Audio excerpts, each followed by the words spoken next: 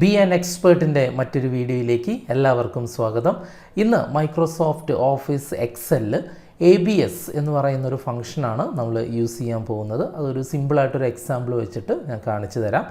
ABS നമ്മൾ കേട്ടിട്ടുണ്ടാവും. ABS എന്ന് പറഞ്ഞു കഴിഞ്ഞാൽ അബ്സല്യൂട്ട് എന്നാണ് അതിൻ്റെ പ്രോസസ്സ്. അല്ലെങ്കിൽ ABS ഫംഗ്ഷൻ എന്താണ് ചെയ്യുന്നത് എന്ന് ചോദിച്ചാൽ നമുക്കറിയാം, നെഗറ്റീവ് നമ്പറുകളെ പോസിറ്റീവ് നമ്പറായിട്ട് കൺവേർട്ട് ചെയ്യുന്ന ഒരു പ്രോസസ്സാണ് ABS ഫംഗ്ഷൻ ചെയ്യുന്നത്.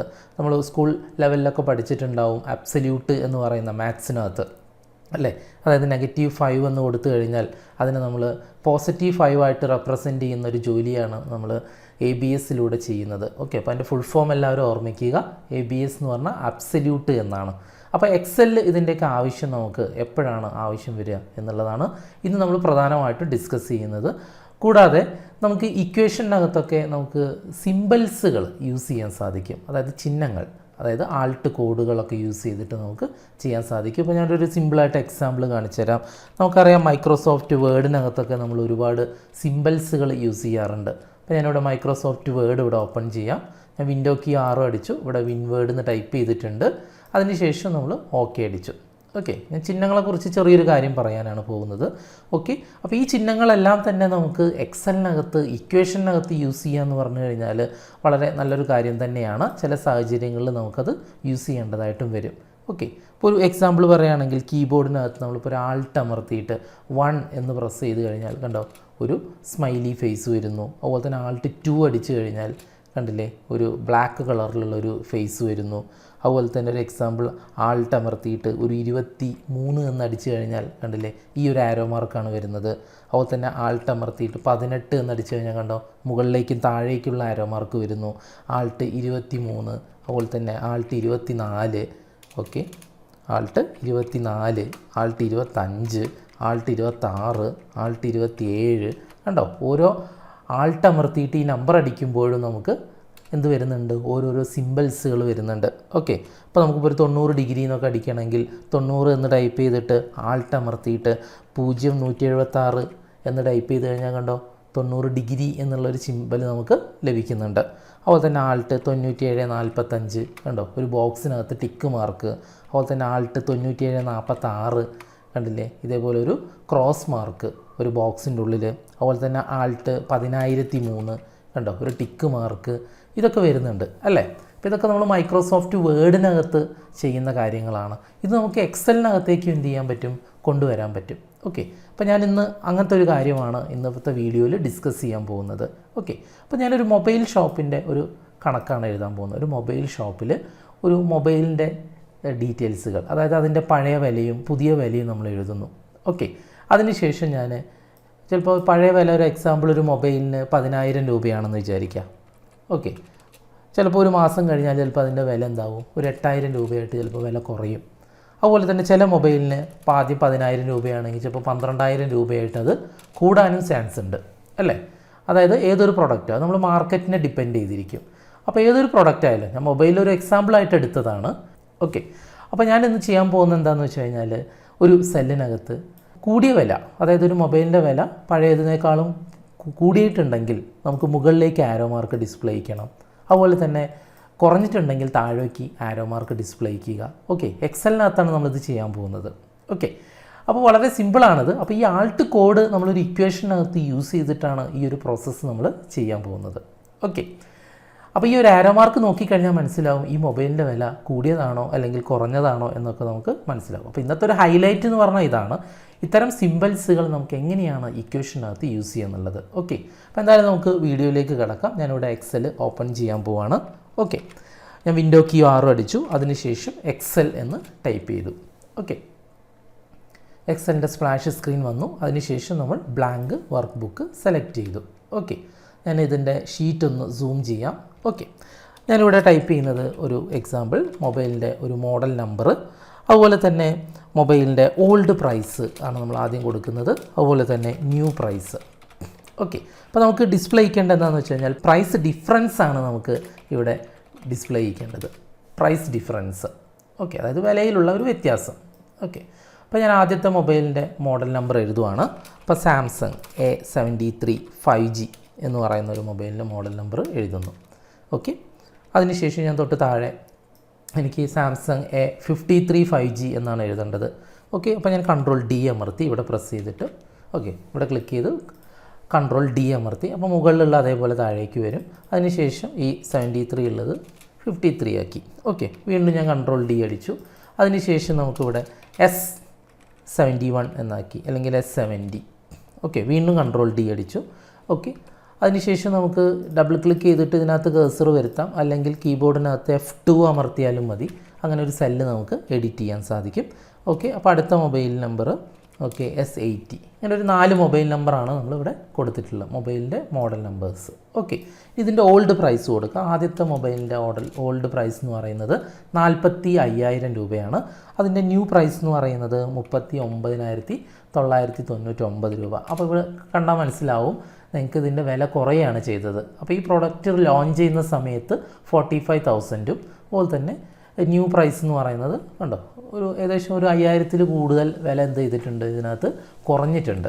ഇനി രണ്ടാമത്തെ ഒരു മൊബൈൽ എന്ന് പറയുന്നത് അതിൻ്റെ വില 25,000 അത് 19,500 രൂപയായിട്ട് വില കുറഞ്ഞു. അടുത്ത മൊബൈൽ എന്ന് പറഞ്ഞാൽ 30,500 പിന്നെ അത് മാറ്റിയിട്ട് 34,500 അതിൻ്റെ വില കൂടുകയാണ് ചെയ്തത്. അതുപോലെ തന്നെ അടുത്ത മൊബൈലിൻ്റെ വില 19,500 കൊടുത്തു. ഓക്കെ, അതിൻ്റെ വില അടുത്ത വരുന്നത് ഒരു 20,750 കൂടി.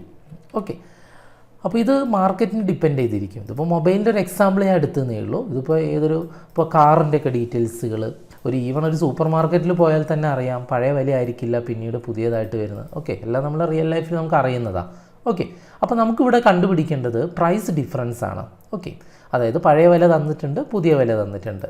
ഓക്കെ, ഇപ്പോൾ നമ്മൾ നോർമലി ഒരു ഇക്വേഷൻ എഴുതുവാണെങ്കിൽ ഇങ്ങനെയാണ് കൊടുക്കുക. = B2, അതായത് B2-നകത്ത് എന്താ ഉള്ളത്, old price 45,000 minus okay C2 എന്ന് കൊടുക്കുന്നു. C2 എൻ്റർ അടിച്ചു കഴിഞ്ഞാൽ കണ്ടോ 5,001 രൂപയാണ് ഇതിനകത്ത് വന്നിരിക്കുന്ന പ്രൈസ് ഡിഫറൻസ് എന്ന് പറയുന്നത്. ഓക്കെ, ഇനി നമ്മൾ നോർമലി എല്ലാവരും ചെയ്യുന്ന എന്താണ്, ഒരു ഇക്വേഷൻ ടൈപ്പ് ചെയ്ത് കഴിഞ്ഞാൽ അതിൻ്റെ റിസൾട്ട് കിട്ടിക്കഴിഞ്ഞാൽ താഴേക്ക് ഇങ്ങനെ ഡ്രാഗ് ചെയ്യാണ് ചെയ്യുന്നത്. ഓക്കെ, ശരിയല്ലേ? ഇങ്ങനെയാണ് നമ്മളെല്ലാവരും എക്സലിൽ ചെയ്യുന്നത്. ഒരു ഇക്വേഷൻ എഴുതുന്നു, താഴേക്ക് ഡ്രാഗ് ചെയ്യുന്നു. പക്ഷേ ചില വാല്യൂസ് എല്ലാം തന്നെ മൈനസ് വന്നിട്ടുണ്ട്. കാരണം നമുക്കറിയാവുന്നതേ ഉള്ളൂ, കാരണം ചെറിയ വിലയിൽ നിന്നും വലിയ വില കുറച്ച് കഴിഞ്ഞാൽ എന്തായാലും മൈനസ് വാല്യൂ വരും. ഓക്കെ, അപ്പോൾ അവിടെ നമ്മൾ ചില ആൾക്കാർ ചെയ്യുന്നതെന്ന് വെച്ച് കഴിഞ്ഞാൽ ഇത് തിരിച്ച് മൈനസ് ചെയ്യേണ്ടി വരും അല്ലേ. അതായത് C4-ൽ നിന്നും B4 മൈനസ് ചെയ്യണം. അങ്ങനെയാണെങ്കിൽ ഇവിടെയാണെങ്കിലും അതന്നെയല്ലേ ചെയ്യേണ്ടത്. C5-ൽ നിന്നും B5 മൈനസ് ചെയ്യേണ്ടി വരും. അപ്പോഴേ ഇത് പോസിറ്റീവ് വാല്യൂ ആയിട്ട് നമുക്ക് വരുള്ളൂ. അതായത് ഈ ഇക്വേഷൻ നമ്മൾ എന്ത് ചെയ്യുന്നു, ചിലപ്പോൾ തിരിച്ച് മൈനസ് ചെയ്യേണ്ടി വരും. അങ്ങനെയാണെങ്കിൽ ഇവിടെ 100 കണക്കിന് മൊബൈൽ ഫോണുകൾ ഉണ്ടെങ്കിൽ നമ്മൾ ഓരോന്നും തിരഞ്ഞെടുത്ത് നമ്മൾ എന്ത് ചെയ്യേണ്ടി വരും, മൈനസ് വാല്യൂ വന്നത് തിരിച്ച് മൈനസ് ചെയ്യാൻ നമ്മൾ ഇക്വേഷൻ എഴുതേണ്ടി വരും. അപ്പോൾ ഇത്തരം സിറ്റുവേഷനിൽ നമുക്ക് എന്ത് ഉപയോഗിക്കാം, ABS യൂസ് ചെയ്യാൻ പറ്റും. ABSൻ്റെ ജോലി എന്താണ്, നെഗറ്റീവ് വാല്യൂസിനെ പോസിറ്റീവായിട്ട് ഡിസ്പ്ലേ ചെയ്യുന്ന ജോലിയാണ് ABS ചെയ്യുന്നത്. അങ്ങനെയാണെങ്കിൽ ഏറ്റവും ആദ്യത്തെ ഇക്വേഷനിൽ തന്നെ നമ്മൾ എന്ത് എഴുതിയാൽ മതി, =ABS ബ്രാക്കറ്റിനകത്ത് P2 മൈനസ് C2 എന്ന് എഴുതുക. ഓക്കെ, എൻ്റർ അടിച്ചു കഴിഞ്ഞാൽ നമുക്ക് റിസൾട്ട് വന്നു 5,001. ഇനി താഴോട്ടേക്ക് ഡ്രാഗ് ചെയ്ത് കഴിഞ്ഞാൽ നമുക്ക് ബാക്കിയുള്ള റിസൾട്ട് എല്ലാം തന്നെ കിട്ടും. അതിനകത്ത് കണ്ടോ നെഗറ്റീവ് വാല്യൂസ് ഒന്നും വന്നിട്ടില്ല. ഓക്കെ, ആക്ച്വലി എക്സൽ ഇവിടെ ചെയ്യുന്നത് എന്തെന്നാണ്, B4-ൽ നിന്നും C4 മൈനസ് C തന്നെയാണ് ചെയ്യുന്നത്. അതായത് 30,500-ൽ നിന്നും 34,500 കുറയ്ക്കുക തന്നെയാണ് ചെയ്യുന്നത്. പക്ഷേ ഇവിടെ ABSൻ്റെ പ്രസൻസ്, ABS അവിടെ ഉള്ളത് കൊണ്ട് ആ നെഗറ്റീവ് വാല്യൂ എന്തായി, പോസിറ്റീവായിട്ട് നമുക്ക് ഡിസ്പ്ലേ ചെയ്ത് തരികയാണ് ചെയ്തിരിക്കുന്നത്. ഓക്കെ, അപ്പോൾ ഇവിടെ 5,001, 5,500, 4,000, 1,250 ഈ വില നോക്കിക്കഴിഞ്ഞാൽ ഈ മൊബൈലിൻ്റെ വില കൂടിയ വിലയാണോ അല്ലെങ്കിൽ കുറഞ്ഞതാണോ എന്ന് നമുക്ക് പറയാൻ പറ്റില്ല. ഇപ്പോൾ ഈ 5,001 എന്ന് പറയുന്നത് പ്രൈസ് ഡിഫറൻസ് ആണ്. ഈ വില അതായത് സാംസങ് A73 5Gയുടെ വില കൂടിയതാണോ, അല്ല കുറഞ്ഞതാണ്. കാരണം 45,000 നിന്ന് ഉണ്ടോ, പിന്നെ പുതിയ വില നോക്കിയേ 39,990 കുറഞ്ഞ വിലയാണ്. അതുപോലെ തന്നെ ഇതോ നോക്കിയേ, ഇതും വില കുറഞ്ഞതാണ്. അതുപോലെ തന്നെ ഇത് വില കൂടിയതാണ്, ഇതും വില കൂടിയതാണ്. അപ്പോൾ ഈ പ്രൈസ് ഡിഫറൻസ് നോക്കിക്കഴിഞ്ഞാൽ ഒരിക്കലും നമുക്കത് കണ്ടുപിടിക്കാൻ പറ്റില്ല. അപ്പോൾ ഞാനിവിടെ ചെയ്യാൻ പോകുന്നത് ഒരു സ്റ്റാറ്റസ് കൂടി നമ്മൾ എന്ത് ചെയ്യുന്നു, ഡിസ്പ്ലേ ചെയ്യുന്നു. ഓക്കെ, ഇവിടെയാണ് ഞാൻ ഈ സിമ്പൽ യൂസ് ചെയ്യാൻ പോകുന്നത്, അതായത് Alt code, arrow mark use ചെയ്യാൻ പോകുന്നത്. അതായത് എനിക്ക് വേണ്ട എന്താണെന്ന് വെച്ച് കഴിഞ്ഞാൽ വില കൂടിയതാണെങ്കിൽ മുകളിലേക്ക് ആരോ മാർക്കും, വില കുറഞ്ഞതാണെങ്കിൽ താഴേക്ക് ആരോ മാർക്കും, ഇങ്ങനെയാണ്. അപ്പോൾ ഈ ആരോ മാർക്ക് നോക്കിക്കഴിഞ്ഞാൽ നമുക്ക് എന്ത് കണ്ടുപിടിക്കാം, ഇത് മൊബൈലിൻ്റെ വില കുറഞ്ഞതാണോ കൂടിയതാണോ എന്ന് നമുക്ക് പറയാൻ പറ്റും. ഓക്കെ, അപ്പോൾ ഇതിനു വേണ്ടി നമുക്ക് ഇഫ് എന്ന് പറയുന്ന സൂത്രവാക്യം എഴുതാം. If is equal to if കൊടുക്കുന്നു. ഓക്കെ, എപ്പോഴാണ് നമുക്ക് മുകളിലേക്ക് ആരോ മാർക്ക് വേണ്ടത്, അല്ലെങ്കിൽ വില കൂടിയതാണോ കുറഞ്ഞതാണോ എന്നൊക്കെ നമ്മൾ എങ്ങനെയാണ് ഇത് അറിയുന്നത്? അതായത് പുതിയ വില പഴയ വിലയേക്കാളും കുറവാണെങ്കിൽ, അല്ലേ, പുതിയ വില പഴയ വിലയേക്കാളും കുറവാണെങ്കിലാണ് മൊബൈലിൻ്റെ വില എന്ത് ചെയ്തത്, കുറഞ്ഞത്. അതുപോലെ തന്നെ പുതിയ വില പഴയ വിലയേക്കാളും കൂടുതലാണെങ്കിലാണ് ആ മൊബൈലിൻ്റെ വില എന്ത് ചെയ്തത്, കൂടിയതാണ്. സിമ്പിൾ ലോജിക് അല്ലേ? അപ്പോൾ ഇത് നമ്മൾ എങ്ങനെയാണ് കൈകാര്യം ചെയ്യുക നോക്കിക്കോളൂ. C2 എന്താണ് കൊടുക്കുന്നത്, ലെസ് ദാൻ B2. ഇത്ര എഴുതിയതിൻ്റെ മീനിങ് എന്താണെന്ന് നോക്കിയേ. C2 എന്ന് പറഞ്ഞാൽ എന്താണ്, new price. Okay, less than B2, അതായത് B2 എന്ന് പറഞ്ഞാൽ ഓൾഡ് പ്രൈസ്. അപ്പോൾ ഇതിൻ്റെ മീനിങ് അത് വായിച്ച് നോക്കിയേ. ഈ C2വും അതുപോലെ തന്നെ B2വും എല്ലാം തന്നെ നിങ്ങൾ ഹെഡിങ് വെച്ച് റീപ്ലേസ് ചെയ്ത് വായിച്ച് നോക്കിയേ. If new price less than old price. Okay, ശരിയായില്ലേ? ആണെങ്കിൽ. ഓക്കെ, അപ്പോൾ എങ്കിൽ എന്നുള്ളൊരു ചോദ്യം വരുമ്പോൾ നമ്മൾ എപ്പോഴും ഉപയോഗിക്കുന്ന ഫംഗ്ഷൻ ഏതാണ്, ഇഫ് ഫംഗ്ഷനാണ് അല്ലേ? ഇഫാണ് നമ്മളിവിടെ യൂസ് ചെയ്തിരിക്കുന്നത്. ഓക്കെ, കോമ ഇട്ടിട്ട് നമ്മൾ ഡബിൾ കോഡ്സ് ഓപ്പൺ ചെയ്യുക. അതിനുശേഷം നമ്മൾ എന്ത് വേണം, ആരോ മാർക്ക് നമുക്ക് താഴേക്ക് വരണം അല്ലേ? അപ്പോൾ ആൾട്ട് അമർത്തിയിട്ട് 25 പ്രസ് ചെയ്യുക. കണ്ടോ, ഒരു ആരോ മാർക്ക് താഴേക്ക് വന്നു.